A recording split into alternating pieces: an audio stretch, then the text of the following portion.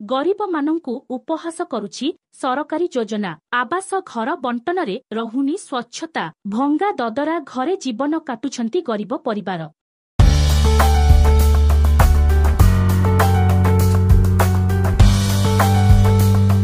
केन्दुझर जिला झुम्पुरा ब्लॉक बारिया थाना अंतर्गत गिधिबास नुआ साहिरे जणे वृद्ध भंगा ददरा घरे दिनरे सूर्यर आलोकरे आलोकित हेउथिबा बेले रातिरे तारा गणी गणी राति खाटुछंती। अधा भंगा ददरा घरे आजकु 24 वर्ष हेला रहुछंती।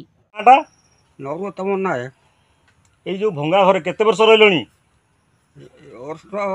25 वर्ष खंड हेलाणी रहिलेणी। की असुविधा होउची? भांगी चारिपटे भांगी पूरा टोटाली भांगी गलानी। आठी तो बड़ असुविधा रही पारुछि नहीं, पानी पड़ुछि।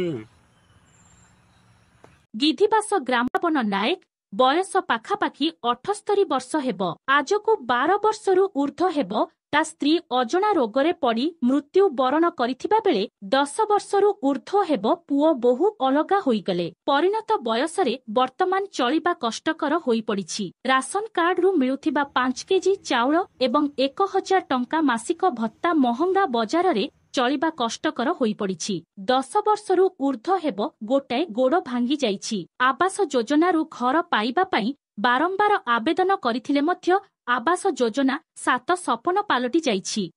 10-12 वर्ष खंड हेलाणी घर पाई अप्लाई करथिले? हां करथिली, काई किछि तो नाही ए पर्यंत। केते वर्ष हेलाणी? हेलाणी सी भी 7-8 वर्ष।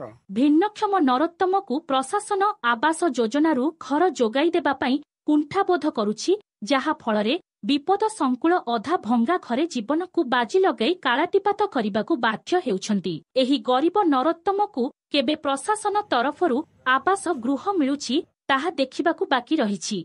केन्दुझर जिला झुम्पुरा ब्लॉक रु जेथुराम महाकुलଙ୍କ रिपोर्ट। बैतरणी खबर।